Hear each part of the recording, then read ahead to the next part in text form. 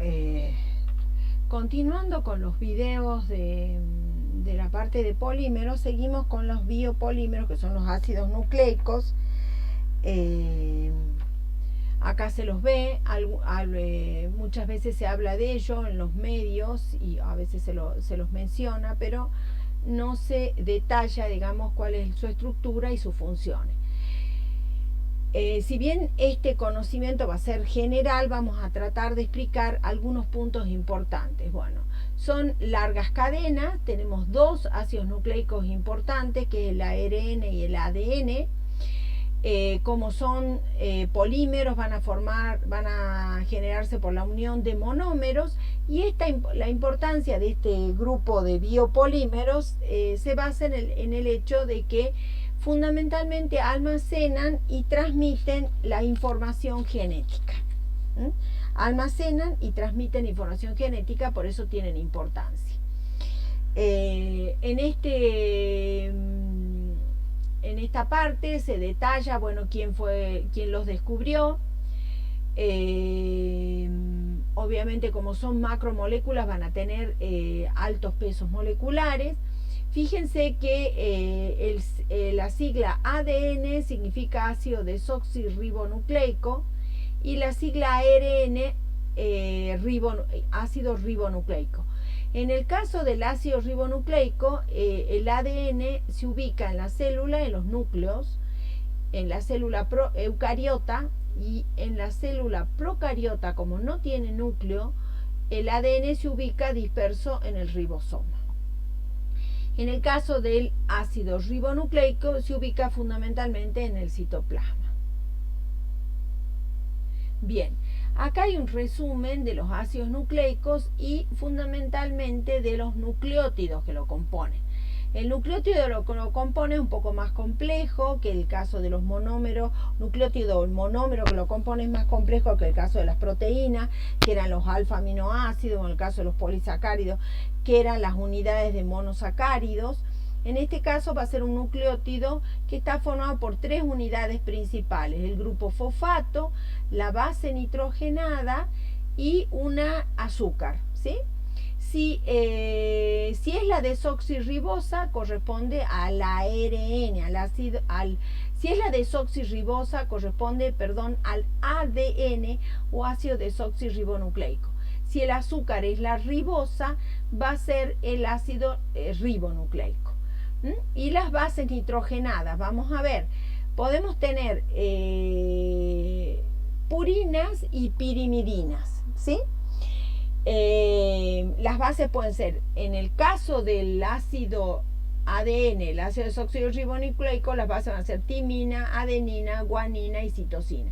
Es muy importante la estructura de estas bases para explicar cómo están unidas las cadenas del ADN, y también la estructura de la única cadena del ARN.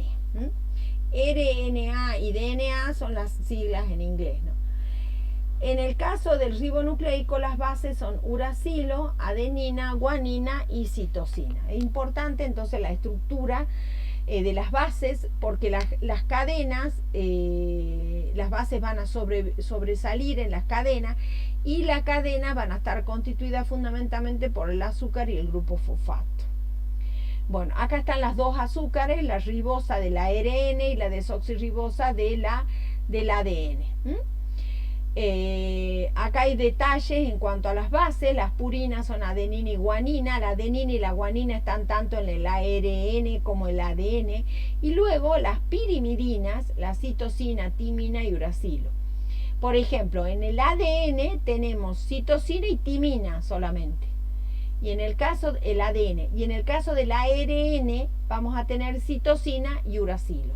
No va a estar la timina. O sea que la timina va a ser característica del ADN y el uracilo característico del ARN. Esta clasificación entre purinas y pirimidinas tiene que ver con la estructura de la base. Fíjense que en las purinas tenemos dos anillos aromáticos condensados, uno de 6 eslabones y otro de 5. Y en las pirimidinas hay un solo anillo, o sea, un solo anillo hexagonal. Van a ver, observen la estructura de las bases, tienen grupos carbonilo polares, grupos amino polares, carbonilo, amino, grupos polares. Y fíjense en el caso de las aminas, en los grupos aminos acá característicos tenemos hidrógeno unido a un elemento muy electronegativo como el hidrógeno, o sea, por eso son grupos polares. Es muy importante, las bases son muy importantes en la estructura de estos polímeros porque si bien son insolubles en agua, pero interaccionan entre ellas formando uniones puente hidrógeno. O sea, lo que sucede es que en lugar de formar la unión puente hidrógeno con el agua, la forman entre sí, en el caso del ADN. Entonces, al formar entre sí la unión puente hidrógeno entre las bases, eso hace que se una las dos cadenas del ADN y se entrelacen formando el conocido sistema de doble hélice. Entonces, acá el nucleótido es igual al monómero. Bien, acá tenemos la estructura del ADN y acá están coloreadas algunas bases, adenina, timina, guanina, están con color, digamos, no hay mucho detalle, pero están viendo acá, se ve bien como las dos cadenas del ADN se unen a través de las bases por la unión puente hidrógeno. Acá está más claro, se aprovechan las uniones carbonilo, el carbonilo es polar y se puede unir por el enlace puente hidrógeno con el grupo hidrógeno unido al nitrógeno. Y acá igual. Esto es lo que permite unir fuertemente las unidades de las dos cadenas del ADN y formar la doble hélice, ¿no? Bueno, acá está el detalle de las bases. Entonces las bases enfrentadas se dice que son complementarias. Esto es muy importante. La complementariedad de las bases, por ejemplo, citosina, guanina,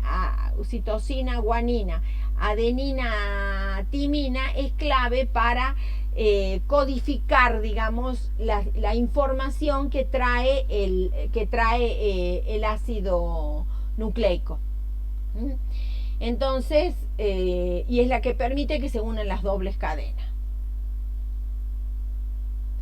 Dice, la molécula de ADN también se asocia a proteínas llamadas histonas y se encuentra muy enrollada y compactada para formar el cromosoma. O sea, todo el ADN está enrollado y compactado dentro de los cromosomas en el núcleo de las células eucariotas. Bien. La función principal es guardar la información, o sea, el ADN contiene las instrucciones que determinan la forma y características de un organismo y sus funciones. O sea que es importante, transmite la herencia. La función es la reproducción, transmitir las características de los organismos a sus descendientes durante la reproducción, tanto sexual como asexual. La ubicación celular, eso ya un poco lo adelanté, presente en las células procariotas y eucariotas. En las células eucariotas el ADN está contenido dentro del núcleo celular, mientras que en las células procariotas que no tienen núcleo definido, el material genético está disperso en el citoplasma, ¿sí? Fíjense que los ADN, entonces, el ADN está enrollado dentro de los cromosomas en el núcleo. Bien. Vamos a ver lo que es la replicación del ADN, lo que yo les decía en cuanto a el tema de la sucesión de bases que tachonan las cadenas del ADN, es importante para poder explicar la replicación. Entonces, cuando la célula se divide, cada nueva célula que se forma debe portar toda la información genética que determine sus características y funciones. Si son las células del músculo esquelético, si son las células del hígado, de los distintos tejidos de un animal. Para eso, antes de dividirse la célula, el ADN debe replicarse, es decir, generar una copia de sí mismo. ¿Cómo lo logra? Durante la replicación, la molécula de ADN se desenrolla y vemos, acá la tenemos enrollada, a la doble hélice, está enrollada, se desenrolla y se abre la doble hélice. Se abre la doble hélice. Separando las cadenas. La etapa de replicación celular es una etapa obligada de la célula antes de dividirse, garantizando la disponibilidad de una copia de información genética contenido en las células madre para cada célula hija. Durante ese proceso, cada una de las dos cadenas de ADN sirve de molde para la síntesis de las nuevas cadenas. ¿Cuál es ese molde? Las bases. Las bases permiten entonces que cada una de estas cadenas que se desenrolló y se abrió induzca la síntesis de otra cadena que sea complementaria, o sea, con las bases citosina, guanina. Si la primera cadena tenía citosina, la cadena hija va a tener guanina. Si la cadena madre tenía timina, la cadena hija va a tener adenina, y así se van formando estas cadenas complementarias, y de esa manera se va logrando obtener una copia de sí mismo, del ADN. Entonces, cada cadena sirve de copia sirve de molde para la síntesis de las nuevas cadenas. Evidentemente acá van a actuar un montón de enzimas, como la ADN polimerasa, que es una proteína que está actuando como enzima, y va a ir controlando la unión de la nueva cadena con la cadena vieja. Por eso es que se dice que la replicación del ADN es semiconservativo, porque las nuevas cadenas que genera siempre va a tener o sea, la nueva doble hélice que genere copiándose a sí mismo va a tener una cadena de la doble hélice del ADN original y una cadena nueva del ADN que es la copia. Cada una de estas servirá como molde para la síntesis de las nuevas hebras de ADN. Para eso la enzima ADN polimerasa coloca nucleótidos siguiendo la regla de apareamiento: adenina, timina, citosina, guanina. El proceso de replicación de ADN es semiconservativo, como dije recién, ya que al finalizar la duplicación, cada nueva molécula de ADN estará conformada por una hebra vieja y una nueva. Bien. ¿Cómo se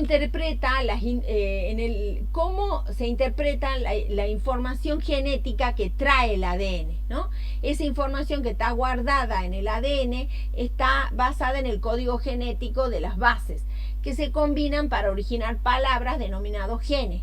Los genes son fragmentos de ADN cuya secuencia nucleotídica codifica para una proteína, porque el ADN dirige la síntesis de nuevas proteínas. Es decir, las proteínas que va sintetizando van a generar el nuevo organismo. Es decir, que a partir de la información escrita en un fragmento de ADN se sintetiza un tipo particular de proteína. Aunque en realidad los genes también llevan información necesaria para fabricar moléculas de ARN, el otro ácido nucleico. Por ejemplo, el ribosomal y de transferencia, que interviene en el proceso de síntesis de proteínas. El ARN, ácido ribonucleico, es una molécula con estructura similar al ADN, pero que tiene una sola cadena, recordemos, no tiene dos cadenas entrelazadas, sino que tiene una sola cadena. Un gen no es una estructura que se vea, sino que se define a nivel funcional. Es una secuencia que va a empezar en algún lugar del ADN y va a terminar en otro. Para conocer un gen se determina la cantidad de nucleótidos que lo forman y el orden en que se ubica. Entonces, ¿cómo se expresan los genes? Todas las células tienen el mismo genoma o conjunto de genes, pero en cada célula se expresan los genes que se usan. Por ejemplo, aunque una célula de la piel tiene toda la información genética, al igual que la célula del hígado, en la piel solo se expresarán aquellos genes que den características de piel, mientras que los genes que dan características de hígado estarán allí apagados. Por el contrario, los genes que dan rasgos de hígado estarán activos en el hígado e inactivos en la piel. Lo que no se usa se encuentra mayormente compactado. Este empaquetamiento puede ser temporal o definitivo. Es la forma entonces que se van a expresar esos genes, que es básicamente un código de secuencia de bases. Vamos a ver el ácido ribonucleico, que forma parte, que está constituido por una sola cadena, no dos cadenas como el ADN, pero que su síntesis está también regulada por el ADN. Entonces, el ácido ribonucleico es una molécula similar al ADN, a diferencia del ADN, el ARN es de cadena sencilla. está, ya lo vimos, constituido por un azúcar, la ribosa, el grupo fosfato y una base, que es citosina, guanina, adenina y uracilo. Ahí en esa base difiere con el ADN. Los diferentes tipos de ARN son el ARN mensajero, el ribosomal y ARN de transferencia. El ribosomal y de transferencia, su síntesis está dirigido por el ADN.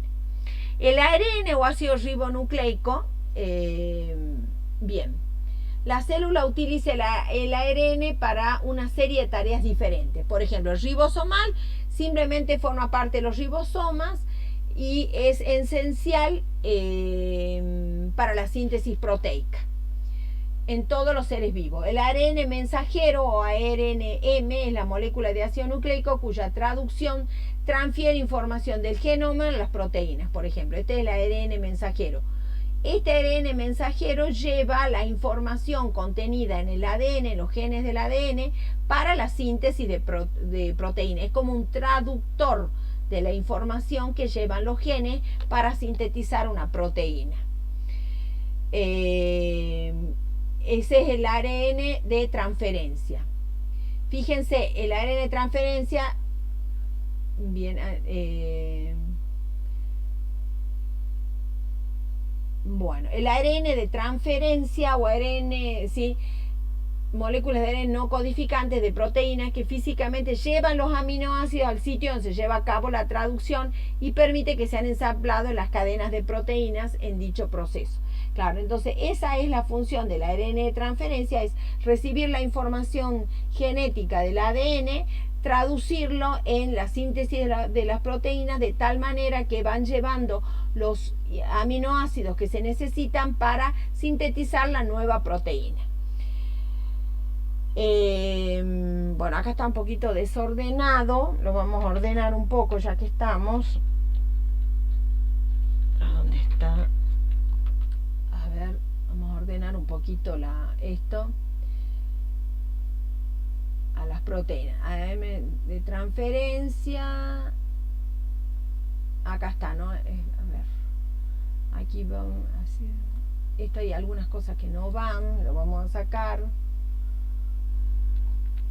Y aquí tenemos ribosomal, que está, acá está, este es el que no lo hemos analizado, pasa que la tenía desordenada, iba a decir a la proteína, a la diapositiva. Entonces, ribosomal forma parte de los ribosomas y es esencial para la síntesis proteica. El mensajero es la molécula de ácido nucleico cuya traducción transfiere información del genoma a las proteínas. El ARN de transferencia, molécula de ARN no codificante de proteína que físicamente lleva los aminoácidos al sitio donde se lleva a cabo la traducción y permite que sean ensamblados en las cadenas de proteínas, ¿sí? Y también hay algunos ARN de pequeño tamaño que están involucrados en la regulación de la expresión genética.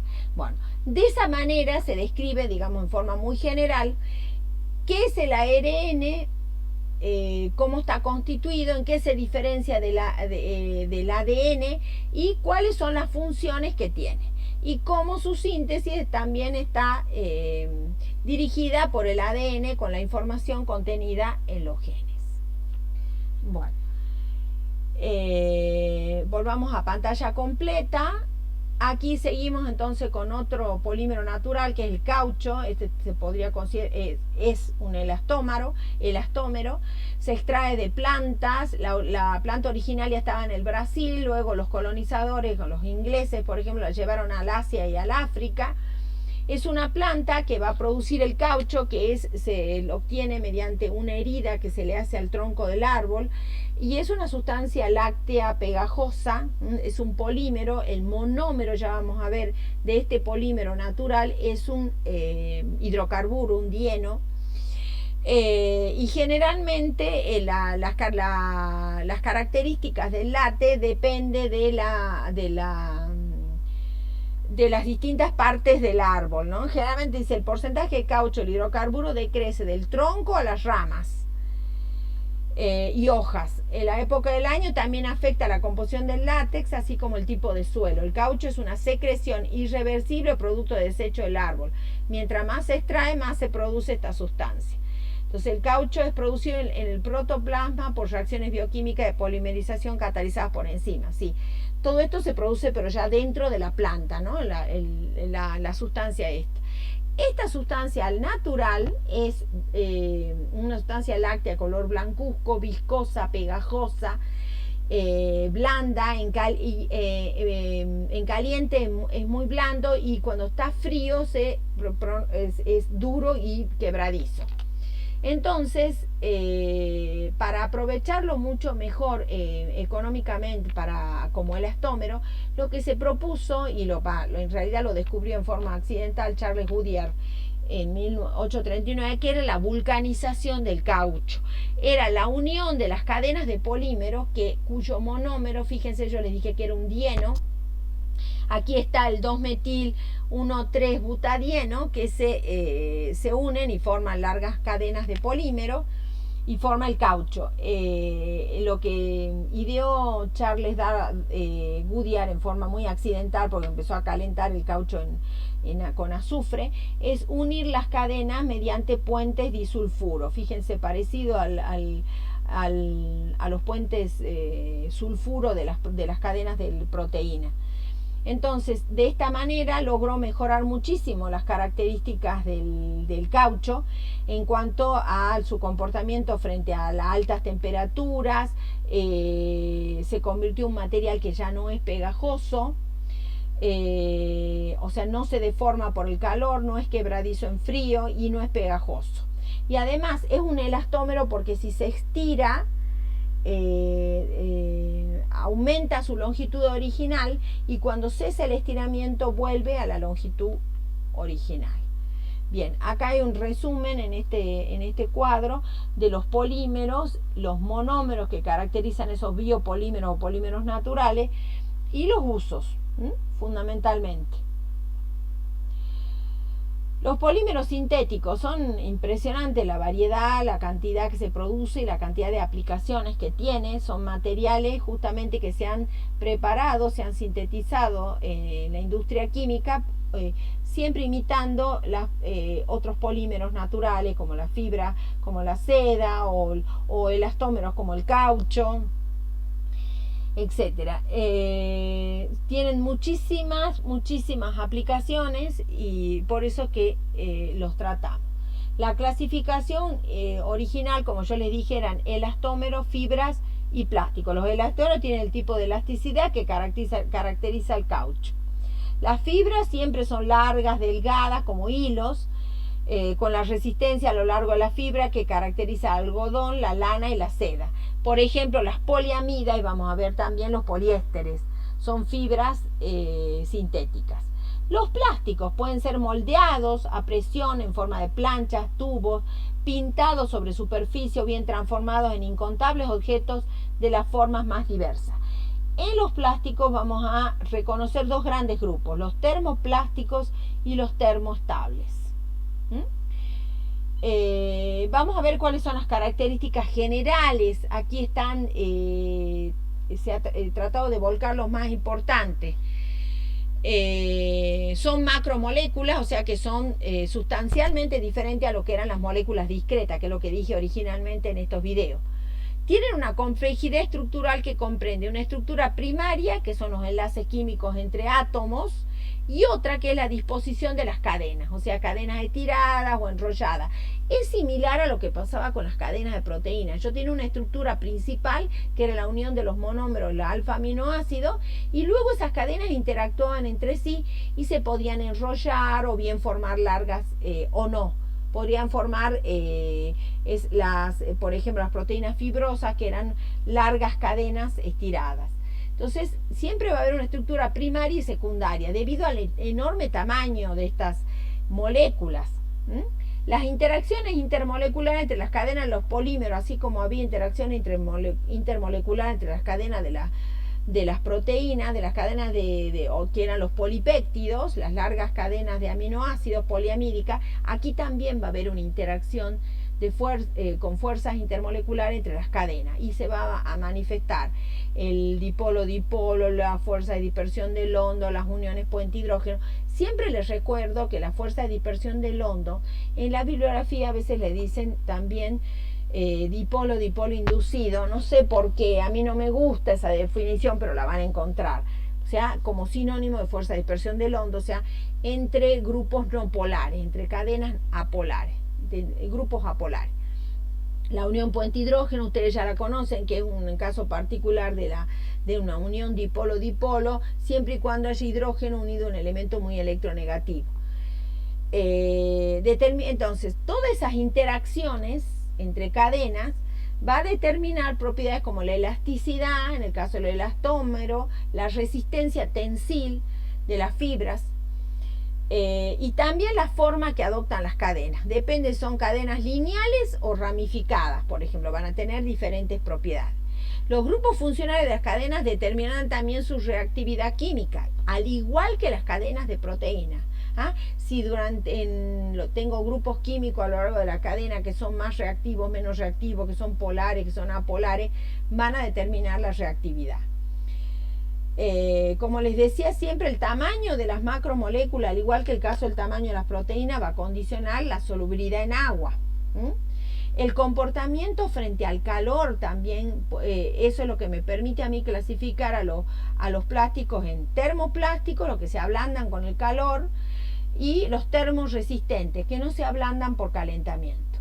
Entonces, en cuanto a, por ejemplo, a la cristalinidad de un polímero, son sólidos, estamos hablando siempre de materiales sólidos. En cuanto a la cristalinidad de esos materiales sólidos, vamos a reconocer aquí zonas de cristalinidad llamados cristalitos, alojados, por ejemplo, dentro del material amorfo. Hablamos entonces de grado de cristalinidad del polímero. Para indicar el nivel de cristalinidad, depende de cómo estén ordenadas las cadenas. Del ordenamiento de las cadenas de polímeros van a tener mayor grado de cristalinidad o menor grado de cristalinidad. O sea, nunca vamos a poder decir que un polímero es cristalino o amorfo rotundamente, sino que le vamos a dar grados de cristalinidad. O sea, va a haber zonas del polímero de mayor cristalinidad que otras. Y por supuesto sigue dependiendo la cristalinidad del grado de ordenamiento de las cadenas.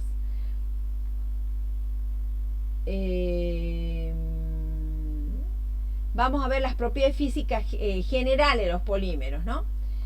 Las propiedades físicas de estas moléculas difieren bastante de las propiedades de los monómeros que la constituyen. Están influenciadas por la estructura interna, la presencia de fuerzas intermoleculares. Al ser moléculas grandes, las moléculas generalmente amorfas, por eso le decía, con zonas cristalinas, o sea, con determinado grado de cristalinidad. Tienen plasticidad, elasticidad y resistencia mecánica. Alta resistividad eléctrica.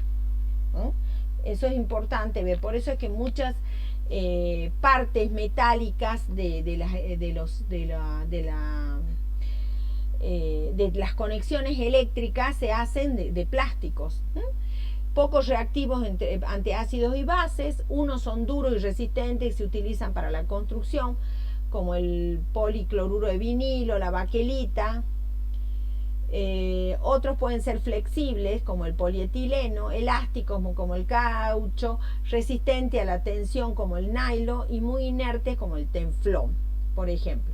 Acá yo me he cuidado en plantear, en dejarles claro en esta diapositiva la simbología que reconoce cada uno de los plásticos. Por ejemplo, el PET, polietilentereftalato. Acá tenemos el PEAD o HPDE, que es el polietileno de alta densidad, y el polietileno de alta densidad, sí, el polietileno de alta densidad, por ejemplo. El PVC, policloruro de vinilo. Después acá tenemos polietileno de baja densidad, PEBD. Estas dos siglas, LDPE, o sea, PEBD y LDPE, como PAD, HPDE, son las siglas en castellano y en inglés. Después el PP, el polipropileno, el PS, poliestireno. Entonces, cada uno va a tener, entonces, cada recipiente que sea proveniente de un polímero, puede ser dentro de los, en este caso, los plásticos, van a tener esta sigla y este símbolo que significa que es reciclable, que puede ser reciclable. Dice, en la base de los recipientes de plástico existe un símbolo de reciclar con un número en su interior que indica el material con el que está hecho. Cuanto más bajo sea ese número, más fácil es su reciclado. Entonces, esta sigla, este simbolito con el numerito, nos va a dar, y el número, cuando más bajo es el número, nos indica cuán más fácil es de reciclar ese material plástico. Bien, la cristalinidad, acá hay un pequeño esquema que muestra, de acuerdo a cómo se ubican las cadenas, puede ser no cristalino, parcialmente cristalino o totalmente cristalino, ¿no? Generalmente los polímeros con cadenas largas que se encajan bien a la estructura, eso me hace referencia, o ustedes pueden recordar el caso de los compuestos orgánicos que tienen largas cadenas no ramificadas, que se ubicaban muy bien dentro de un retículo cristalino. Eso va a pasar igual en los polímeros, va a tener mayor grado de cristalinidad. Bien, vamos a ver el caso del punto de fusión de los polímeros. Las materias amorfos como los vidrios no sufren cambios bruscos al ser calentados. O sea, recuerdan que los vidrios no tenían un punto de fusión definido. Lo que pasaba era que se empezaban a ablandar, a reblandecer, pierden dureza y adquieren propiedades similares a los plásticos. La temperatura correspondiente a este proceso se llama transición vítrea. A esta temperatura otras propiedades del material también cambian, como el índice de refracción, la conductividad térmica, el volumen específico, que es el inverso a la densidad, y la consistencia del material, ¿sí? Van variando. Si se calienta un polímero en estado cristalino, sufre cambios bruscos y generalmente se transforma en un líquido móvil. La temperatura en la cual ocurre el cambio brusco se llama punto de fusión cristalina. T sub M lo van a encontrar en la bibliografía, o T sub F. O temperatura de fusión cristalina, mientras que la temperatura de ablandamiento se llama temperatura de reblandecimiento o de transición vítrea. En la bibliografía lo van a encontrar como T sub G o T sub B. Los polímeros amorfos tienen una única temperatura, que es la temperatura de reblandecimiento. Aquellos polímeros con dominios cristalinos, estructura ordenada de las macromoléculas, pero también tienen dominios amorfos. Un polímero nunca es totalmente cristalino. El polímero representará las dos temperaturas que caracterizarán el polímero. Vamos a ordenar un poquito la diapositiva. El polímero de las dos temperaturas que caracterizarán el polímero semicristalino. Esto implica que la fusión de un polímero tiene un rango de fusión más amplio que las moléculas discretas. Entonces, de acuerdo entonces a las características del polímero, de grado de cristalinidad, van a estar una temperatura, la de fusión cristalina o temperatura de fusión cristalina, punto de fusión cristalina o temperatura de fusión cristalina, y a su vez la temperatura de reblandecimiento o temperatura de transición vítrea. Eso vamos guardando. Esas serían entonces las características más importantes de estos polímeros plásticos. Bien, acá tengo varios ejemplos, los valores de la temperatura de fusión cristalina y de transición vítrea de varios ejemplos, de varios polímeros. Evidentemente, el comportamiento de los polímeros frente a la temperatura va a afectar sus propiedades mecánicas a cualquier temperatura particular y determinan la gama de temperatura en la que se puede emplear el polímero. Por eso son importantes conocerlas, porque me permiten determinar a mí cuál va a ser la temperatura óptima a la cual puedo trabajar con el polímero. Entonces los valores de T sub G y T sub M para algunos de los polímeros más comunes se muestran en la tabla. Estos son valores a la presión de una atmósfera, o sea, presión atmosférica. Las dos transiciones térmicas son generalmente afectadas de la misma manera por la simetría molecular, la rigidez estructural y la fuerza de atracción secundaria de las cadenas de los polímeros. Bien, entonces justamente nosotros vamos a tratar de trabajar el polímero dentro de este rango, digamos. Hay algunos que tienen una gran diferencia entre la temperatura de fusión cristalina, de reblandecimiento o transición vítrea. Bien. Acá hay una comparación entre los polímeros sintéticos en cuanto a los que son de tipo fibra, elastómeros o plásticos. ¿Cuál es la propiedad más relevante de los polímeros que son las fibras, como las poliamidas? Por ejemplo, la resistencia tensil de la fibra, la resistencia de los hilos o la fibra.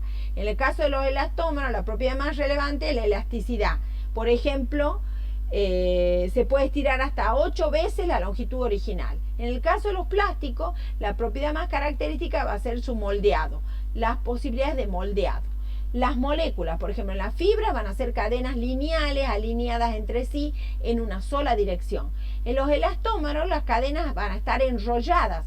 Cuando se alinean, se estiran, ¿sí? En el caso de los plásticos, las cadenas lineales o ramificadas más o menos cristalinos. En el caso de los plásticos, pueden ser lineales o ramificadas que van a tener cierto grado de cristalinidad. Los grupos funcionales. En el caso de las lineales va a haber uniones amida y éster. En el caso de los elastómeros va a haber dobles enlaces conjugados, o sea, van a ser polialquenos. Y en los plásticos van a encontrar grupos funcionados variados. Las fuerzas intermoleculares que actúan entre las cadenas. En el caso de la fibra, unión puente hidrógeno y dipolo permanente. ¿Se acuerdan? Hacia el interior de la fibra, de esa manera van a unir las fibras. Van a permitir que las cadenas de la fibra estén bien alineadas, unidas y en una sola dirección. En las fuerzas intermoleculares de los elastómeros, hacer las fuerzas de dispersión de London, porque generalmente son alquenos, son grupos o sea, los monómeros tienen grupos no polares. Los plásticos van a ser variadas y posibilitan las estructuras cristalinas tridimensionales, redes espaciales. Un ejemplo de las fibras sintéticas, poliamida, poliéster, las poliamidas, el nylon, poliéster, la licra o lycra. En el caso de los cauchos, el caucho sintético, polibutadieno, poliestireno, por ejemplo. En el caso de los plásticos, polietileno, policloruro de vinilo. Bien. Bueno, ahora veamos el caso de los polímeros, los termoplásticos, o sea, los que tienden a ablandarse con el calor. Bueno, aquí hay características generales que dice un termoplástico, un plástico que a temperatura caliente es plástico deformable, se derrite cuando se calienta y se endurece en estado vítreo cuando se enfría lo suficiente. La mayor parte de los termoplásticos son polímeros de alto peso molecular, los cuales poseen cadenas asociadas por medio de débiles fuerzas de Van der Waals, polietileno, fuerzas de interacciones dipolo-dipolo y enlace de hidrógeno e incluso anillos aromáticos apilados, como el caso del poliestireno. Los polímeros termoplásticos difieren de los polímeros termoestables en que después de calentarse y moldearse pueden recalentarse y formar otros objetos. Las propiedades físicas cambian gradualmente si se funden y se moldean varias veces. Historial térmico, o sea que tiene memoria el material. Generalmente disminuyen estas propiedades. Ese es el caso de los termoplásticos. Bueno, acá por ejemplo tenemos varios. En el caso de los plásticos, fíjense el triángulo con 3 flechas, con el número del 1 al 7 que yo se los decía, conocido como triángulo de Mobius. Símbolo universal de reciclaje. Simboliza e identifica el material con el que está elaborado el envase, así como la posibilidad de ser reciclado para nuevos productos. Cuando se acuerdan que este triángulo conformado por las 3 flechas, acá están las siglas con el que se nota o se representa cada uno de esos plásticos, y el numerito, cuanto más pequeño, más posibilidades de reciclado tiene. Bien.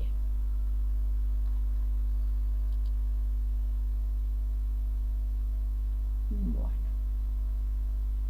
Aquí materiales plásticos, polímeros termoplásticos, aquí hay varios polímeros termoplásticos y las funciones que cumple cada uno, ¿no? Y las aplicaciones, polipropileno, juguetes, cascos, polietilentereftalato, no me gusta cómo está escrito esto, el PET, botellas, las botellas, los envases de gaseosa, por ejemplo. El polimetracrilato de metilo, decoración, sustituto del vidrio. El politetrafluoroetileno, que es el teflón, fibras, mango de sartenes. Poliestireno, corcho, tuberías, gas natural. Poliamidas, revestimiento de electrodomésticos. Bueno, ahí están todo el detalle que se pueden ustedes leer tranquilamente.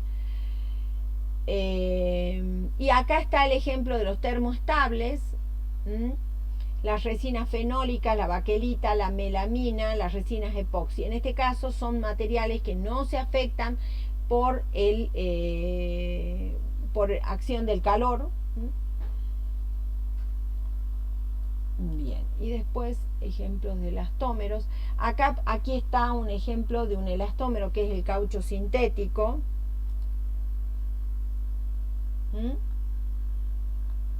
Fíjense, dentro del caucho sintético tenemos el polibutadieno, el butadieno estireno, que es un copolímero en este caso, butadieno acrilonitrilo, cauchos de etileno propileno, caucho butílico. Estos elastómeros suelen presentar más resistencia al calor, a la abrasión, al endurecimiento por envejecimiento, porque generalmente el caucho con el tiempo se tiende a endurecer y a tornarse quebradizo, a las bajas temperaturas, a los disolventes, y al ser más impermeable que el caucho natural, pero también son menos elásticos y flexibles que este. Esa sería la desventaja de los cauchos sintéticos. Se utilizan para neumáticos, juntas, mangueras, suela de zapato, correa de transmisión, cámara de neumáticos, cintas. Bueno, esas son todas las aplicaciones. También aquí hay una clasificación de acuerdo al tipo de monómero que se puede utilizar para preparar el polímero, al tipo de reacción y al tipo de mecanismo de polimerización. Fíjense acá, en el caso de la clasificación según los monómeros, si los monómeros son todos iguales, es un homopolímero; si los monómeros son diferentes, es un copolímero. Vuelvo acá, fíjense, acá tengo un copolímero, que es un caucho sintético, que tiene dos monómeros que lo conforman, butadieno, estireno, y acá butadieno, acrilonitrilo. En este caso es un copolímero. Luego, según la reacción de adición, o reacción en etapas por condensación, adiciones que se van, acá está explicado la reacción de polimerización, la unión de muchas moléculas de monómero, y se forma la macromolécula de alto peso molecular. Entonces el crecimiento de la cadena se puede regular con la concentración o los monómeros del polímero, depende de la reactividad de estos. Muchas polimerizaciones requieren de un iniciador, partícula reactiva, por ejemplo un radical libre. Entonces, la reacción de adición es cada molécula se va sumando a la cadena, va uniéndose a la cadena y va generando otra partícula reactiva. Generalmente necesitan un iniciador, que puede ser un catión, un anión o un radical libre. ¿Qué es un radical libre? Es un átomo o molécula con un electrón desapareado que se caracteriza por su alta reactividad. Acá tenemos el radical hidroperóxido, el radical cloro, el radical hipoclorito. Se forman por ruptura homolítica. ¿Qué es una ruptura homolítica?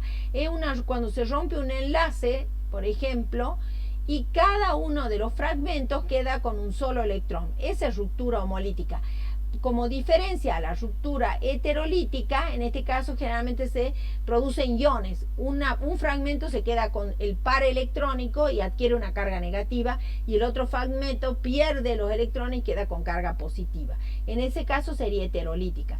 En la homolítica, cada fragmento queda con un electrón, y ese es el radical libre y es muy reactivo. Entonces generalmente la reacción de adición es así: cada monómero se va adicionando a la cadena va creciendo y generalmente va generando una nueva partícula reactiva. Entonces, ese tipo de reacciones de polimerización está siempre iniciada por una partícula reactiva. ¿Mm? En las reacciones de condensación no, se unen dos moléculas y generalmente se elimina un grupo saliente y se forma una nueva molécula. En ese caso se llama condensación. Y luego esa nueva molécula se une a otro fragmento y así. Generalmente lo que ocurre con las reacciones de condensación es que se usan monómeros con doble grupo funcional, o sea, un ácido dicarboxílico, una amina que tenga dos grupos amino, por ejemplo. En ese caso, la reacción de condensación. Y después los mecanismos de polimerización, ¿no? Si utilizo como partícula reactiva un radical libre, un anión, por ejemplo, un catión o un anión, o bien planteo la reacción de condensación por coordinación. ¿Mm? Entonces, toda reacción de polimerización o cualquier reacción va a estar condicionada por la concentración del monómero presente y por la reactividad de esto. ¿Mm? Veamos. Acá tenemos una reacción, un ejemplo de una reacción de polimerización por adición de monómeros y utilizando como indicador un radical libre. El radical libre reacciona con el monómero y lo que hace es transformar al monómero en un radical libre nuevo. Este radical libre muy reactivo reacciona con otro monómero y se va creciendo la cadena y se genera otro radical libre y así hasta que esta es la etapa de propagación. Hasta en la terminación lo que hacemos es cortar la reacción de polimerización, generalmente por inactivación del radical libre, de tal manera que se logre que finalice la síntesis de esa polimerización, porque bueno, queremos que finalice ahí porque ya obtuvimos un polímero, un determinado peso molecular, etc. Acá está la explicación, acá tenemos la iniciación, la propagación, ¿ves? Una forma también de terminación es cuando se han agotado los monómeros, ¿no? Bien, aquí vamos a parar.